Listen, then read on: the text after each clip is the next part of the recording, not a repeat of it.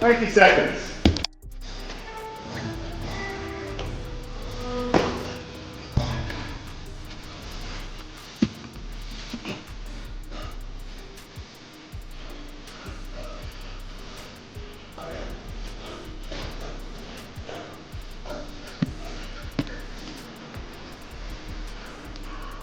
Seconds.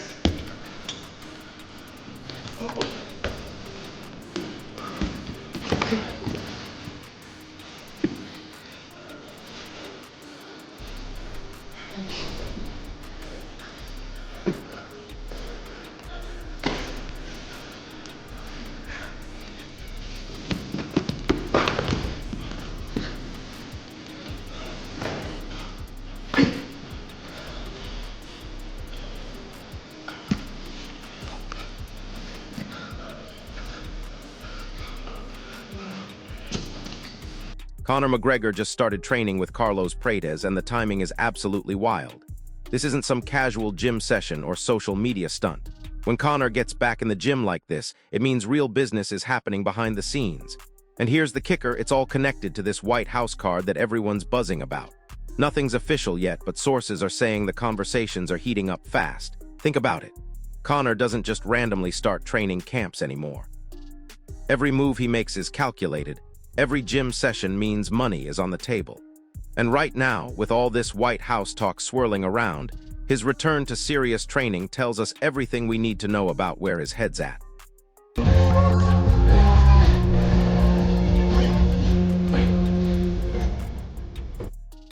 30 seconds.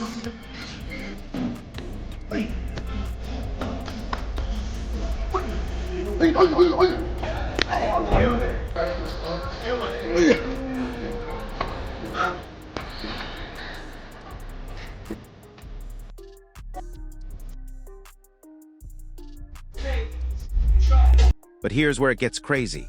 Michael Bisping just dropped some truth bombs that completely flipped the script on what everyone thought was happening. According to Bisping, Conor isn't just another name being thrown around for this card. He's the one who brought the entire White House concept into the spotlight in the first place. And get this, Bisping says Michael Chandler is completely out of the picture now. That whole Conor versus Chandler storyline, dead in the water. The UFC has apparently moved on, and Bisping's talking about way bigger names that actually make sense for an event this historic. We're talking Jorge Masvidal and Nate Conor, fighters with real history, real bad blood, and the kind of star power that matches honor energy. These aren't just random matchups. These are fights that have been brewing for years, with unfinished business that fans are dying to see settled. And obviously, it's a nice little PR move. It generates some interest for Conor McGregor. And the interest for Conor McGregor, he doesn't need to generate interest, let's be honest, okay? Everyone is still very much going to tune in. There's a lot of people out there going, oh, yeah, he's had his best time. You know, he lost his last few and all the rest of it.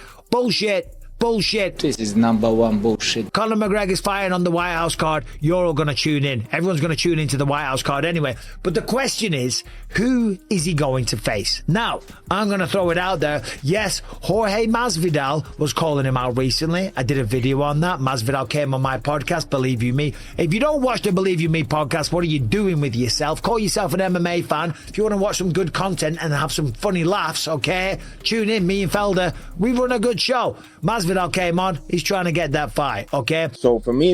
And when Jorge mentioned Nate Masvidal, everything clicked into place. Here's the thing, Conor and Nate are tied 1 win each, and those fights were absolutely massive for the sport.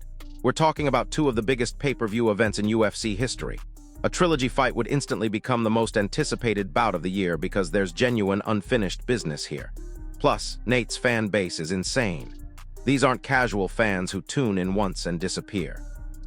These are ride-or-die supporters who will buy every pay-per-view, attend every event, and create the kind of atmosphere that makes fights legendary. The rivalry between Conor and Nate transcends normal fight hype. It's personal, it's authentic, and it's exactly the kind of spectacle that deserves a White House backdrop. When you combine global appeal with Nate's cult following, you get something that's bigger than just a fight. You get a cultural moment. Now, we've talked about this many times. Of course, Diaz and McGregor, they are one apiece. Nate Diaz shocked the world. He wasn't Surprise, mother... when he choked out Conor McGregor, and of course they fought again. Conor came back. It was another great performance. He dropped him with leg kicks. He dropped him with every left hand that he threw. But it was a war, and Diaz made him work, and Diaz even had Conor running away at one point because he was getting a little bit tired. But the fact of the matter is that those were two of the most watched fights in UFC history, much like all of Conor McGregor's fights, okay? He is by far and large the biggest star. But hold up, not everyone's buying into the Conor hype train. Chael Sonnen just threw cold water on the whole situation, and his argument is actually pretty solid. Chael's questioning whether Conor is someone you can actually count on for multiple fights going forward. Here's his point. If you put Conor on this historic White House card and he wins, retires, or just disappears again, what have you really accomplished?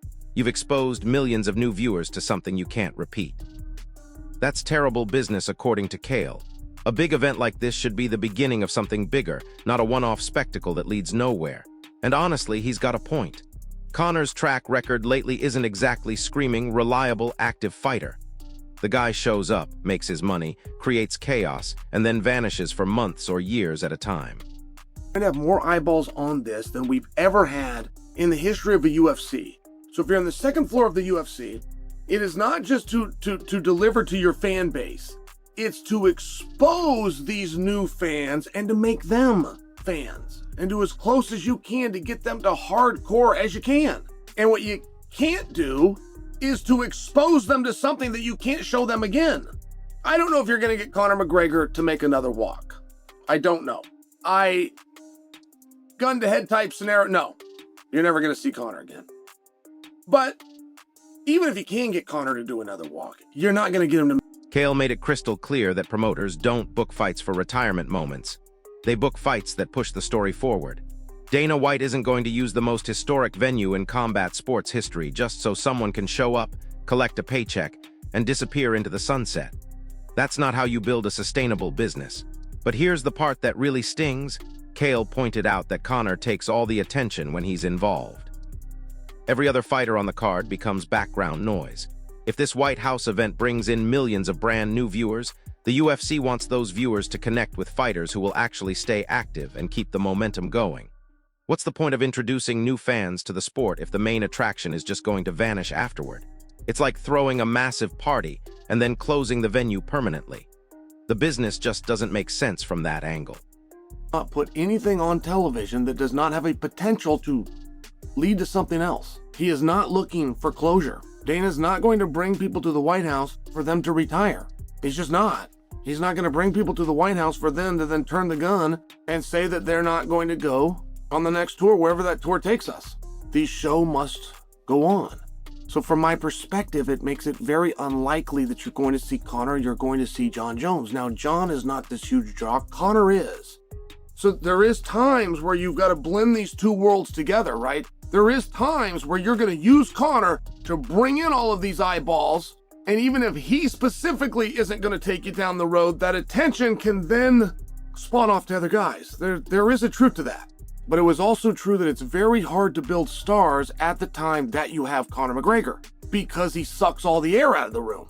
He was such a big star. You're not going to go to a press conference and another guy is going to emerge unless you put Chael Sonnen on that stage. You're just not.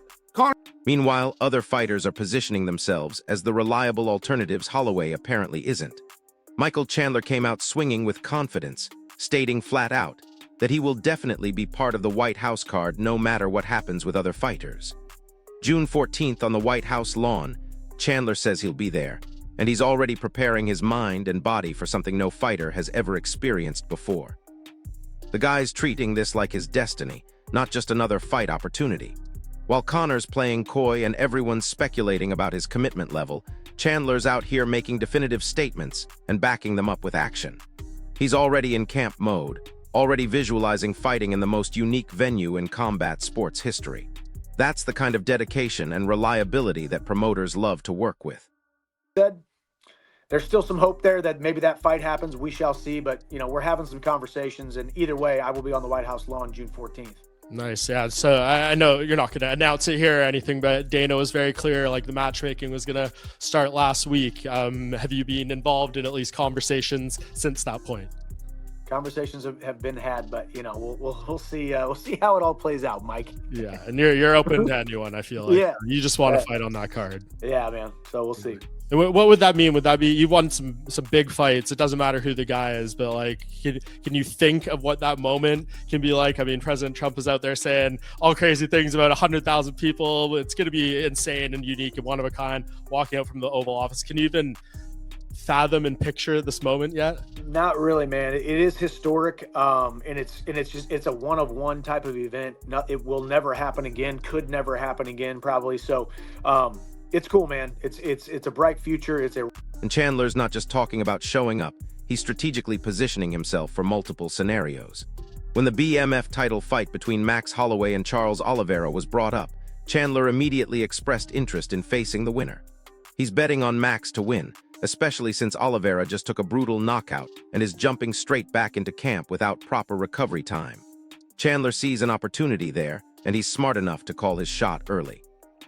As for Dan Hooker calling for a rematch, Chandler brushed it off with the perfect mix of respect and dismissal. He acknowledged that Hooker's callouts are half serious, half joking, but gave him credit by saying if you don't like Dan Hooker, you probably don't like MMA. That's masterful media handling right there. Dismiss the challenge without disrespecting the challenger. Well, the next big one is obviously Holloway versus Oliveira at UFC 326, this BMF title fight. Who do you think leaves with that BMF belt? I got my eye on that one, man, because I think Max gets the win. I do. I think Max gets the win. I think Oliveira is coming off of a pretty devastating knockout and turned around real quick, jumped into another training camp. And, I got my eye set on that BMF belt, if Max wins. So we'll see. Yeah, that would be an interesting one. What about, Dan Hooker? Did you see him call for the rematch after this? You guys could be on. But I saw him do that after another fight. Like, it's almost like he makes these funny call-outs that maybe he's serious, maybe he's not. And then he kind of makes fun of himself talking about being on the prelims and stuff. So he's a character, man. If you don't like Dan Hooker, I don't know if you like MMA. Yeah, I mean, for you, it feels like you're going to be open to anything. I mean, But here's where everything gets really interesting. Dana White just completely shut down the idea that Conor already has a fight lined up for the White House card. All that speculation about Conor versus Chandler. Dana says that's old news, not even close to what they're actually considering. Everything officially starts on Monday, and until then it's a completely clean slate. No predetermined matchups, no guaranteed spots, nothing set in stone. That's either Dana playing his cards close to his chest, or it means the situation is way more fluid than anyone realizes. When Dana says, everything starts Monday, that suggests they're about to enter serious negotiations and decision-making mode. The speculation phase is over, and the real business is about to begin. Apologize, you'll probably remember who it was, where you talked about the Chandler-Conor McGregor fight, and you're like, that's old news. Chandler comes out and says he's going to keep optimism about it. You, to be completely transparent at this point, as much as you want to be at least, how empty slate is that card? Or do you already have in your head what you're hoping to happen, and then you just kind of got to make it happen? Like where are you in the development of the card? Because I know that's a massive ordeal for all parties. So my entire focus right now is on the launch this weekend. I got boxing on Friday, the UFC on Saturday. Sunday, I'm watching the Patriots go to the Super Bowl. Hell yeah. And then Monday, we're all in on the White House fight. We don't have anything laid out. Nothing. It'll all start Monday. Okay. All right. And no disrespect to Chandler. We love Chandler. Chandler's one of the... you don't have enough time in your show for me to talk to you about how awesome Chandler is. And you know how I feel about Conor and everything that he's done for the sport and this company. But that's not the fight. When pressed specifically about Conor, Dana's response was telling. He emphasized that he and Conor have a great relationship and talk regularly, and he praised everything Conor has done for the UFC over the years. Conor is definitely in the running for the White House event, but Dana made it clear that nothing is guaranteed. The door is open, but Dana isn't rushing into any decisions. Everything will be figured out when they actually sit down and build the card properly. That sounds like Dana keeping his options open while managing Conor's massive ego and expectations. It's classic negotiation positioning, show interest and respect, but maintain all the leverage. Dana knows that Conor needs this fight more than the UFC needs Conor, especially with so many other big names clamoring for the spot. Dana, I mean, I know you're saying that's not the fight, but is there anything, I know Conor's been publicly asking for this, he wants to be on the card. Is there anything that you're looking for him to do to prove that he's responsible, or he can be the guy to headline that card? Conor and I have a great relationship. We talk a lot, through text, and he's definitely in the running Okay. for this fight. Okay, I like that. I feel like we could keep prying, but I don't want to. Don't want to do it. You can pry. If there's anybody that I would lay it out and say it to, it would. And that's where the power dynamics get really fascinating. Oscar Willis broke down the leverage and ego situation perfectly. He pointed out that while many big names are desperate to be included on this card, that desperation doesn't give them control, it actually weakens their position. The UFC has viable options in multiple divisions. If Conor or any other big name makes demands that are too high, Dana can simply pivot to someone else who's more reasonable. Willis raised a crucial question. Would a fighter like Conor even agree to be in the co-main event if a younger champion is headlining? That's where ego becomes a real problem. Conor's used to being the main event, the center of attention, the biggest name on every card. But what if John Jones versus someone like Tom Aspinall is the actual headliner? Does Conor swallow his pride and take a supporting role, or does his ego kill the whole deal?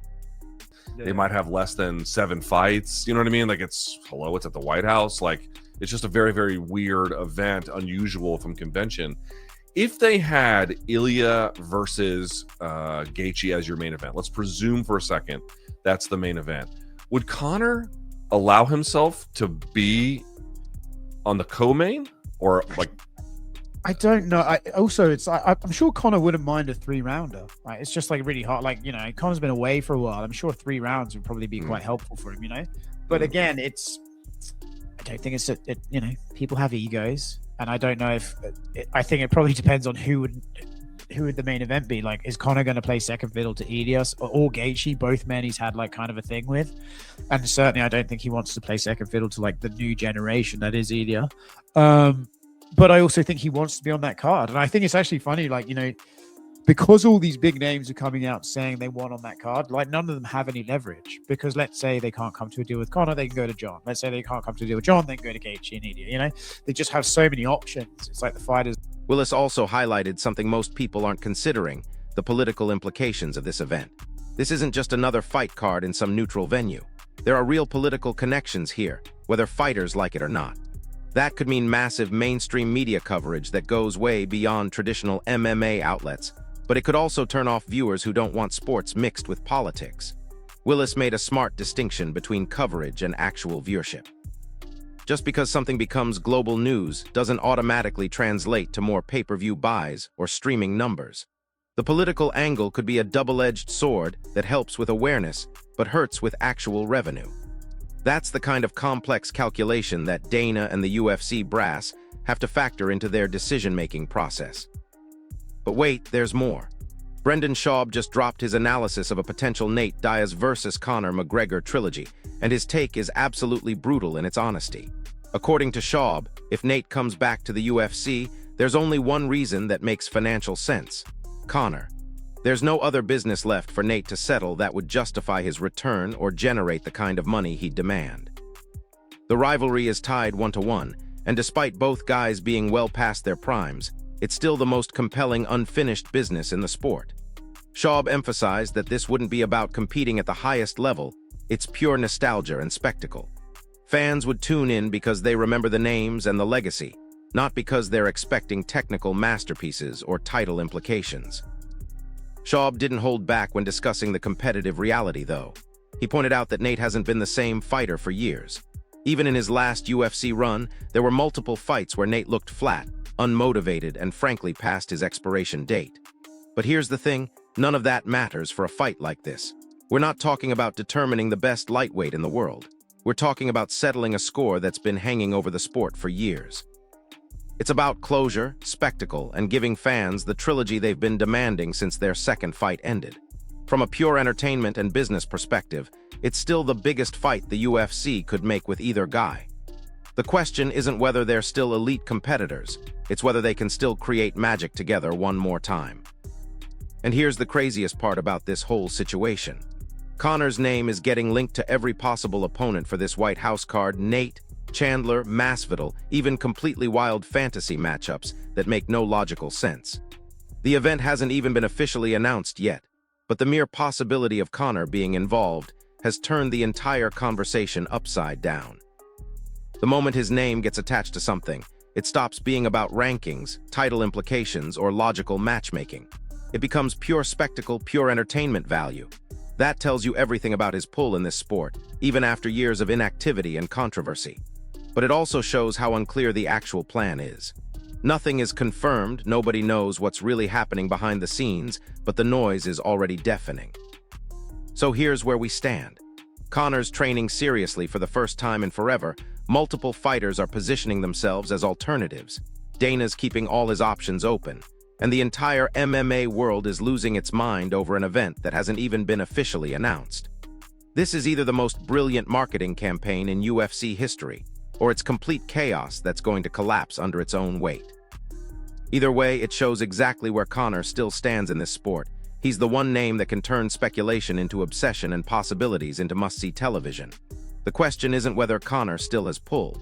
The question is whether he's still willing to actually show up and fight, or if he's just enjoying watching everyone else scramble for his attention. What do you think? Should Conor take the White House fight, or is he just playing games with everyone's expectations? Drop your thoughts in the comments below, smash that like button if this breakdown helped you understand what's really happening, and make sure to subscribe because this story is just getting started.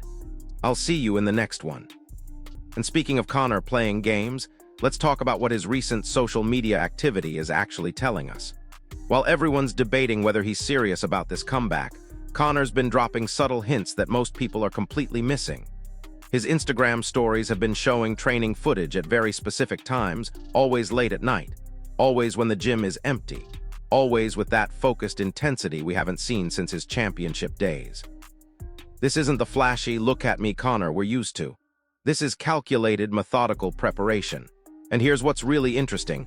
He's been training with fighters who specialize in exactly the kind of styles that would prepare him for either Nate or Chandler. That's not coincidence, that's strategic planning. The timing of his partnership with Carlos Prates is absolutely crucial here. Prates isn't just another high-level coach. He's specifically known for rehabilitating fighters who have been away from the sport and getting them back to elite level quickly. His training methods focus on muscle memory activation and mental sharpness recovery, which is exactly what someone like Conor would need after extended time away. But here's the kicker: Prates has a strict policy about only working with fighters who are genuinely committed to competing, not just training for social media content. The fact that he took Conor on as a client tells us this is real. Prates doesn't waste his time with publicity stunts or half-hearted comeback attempts. Meanwhile, the political implications of this White House event are starting to create some serious behind-the-scenes tension that nobody's talking about publicly. Multiple sources are suggesting that certain fighters are actually hesitant about the venue because of how it might affect their international marketability. Think about it, being associated with American political imagery could impact pay-per-view sales in huge international markets like the UK, Ireland, and parts of Europe, where political tensions run high. This isn't just about putting on a great fight card anymore. It's about navigating complex international relations and market sensitivities that most fighters have never had to consider. The UFC's international broadcast partners are apparently having intense discussions about how to present this event to global audiences without alienating viewers who might see it as overly political or nationalist. Some networks are already requesting alternative commentary tracks and modified promotional materials for their regions.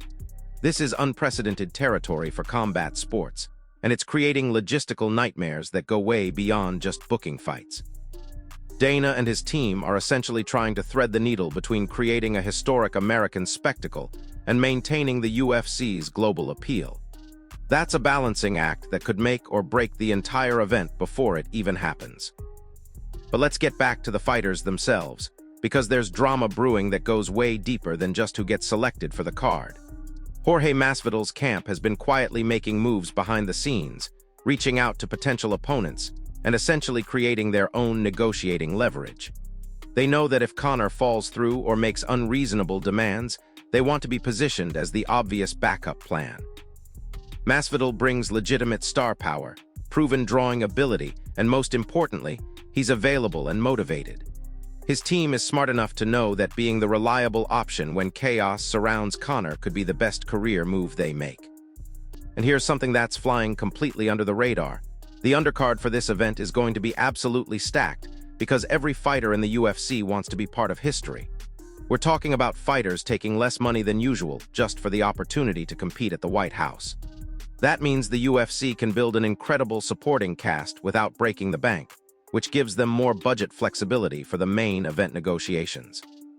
This is creating a perfect storm where the main event might feature the biggest names possible, while the entire rest of the card is filled with hungry, motivated fighters giving everything they have. From a fan perspective, this could be the most entertaining card top to bottom in years. The betting markets are already going absolutely insane, and the event hasn't even been officially announced yet. Offshore sportsbooks are offering odds on everything from who gets selected to fight to whether the event actually happens at all. Conor's odds to be on the card started at even money, but have been fluctuating wildly based on every rumor and social media post. The smart money seems to be backing multiple scenarios, which tells you that even the most connected insiders don't know what's really going to happen.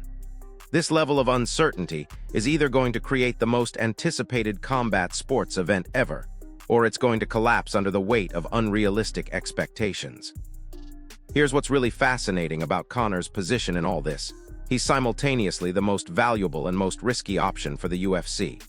His presence would guarantee massive pay-per-view numbers, mainstream media coverage, and global attention that no other fighter can match. But his unpredictability means there's always a chance he pulls out at the last minute, creates unnecessary drama, or makes demands that kill the entire deal. Dana's walking a tightrope where he needs to keep Conor interested and engaged without giving him too much power or control over the process.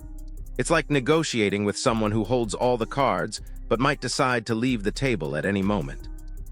The psychological warfare happening between all these potential participants is absolutely next level.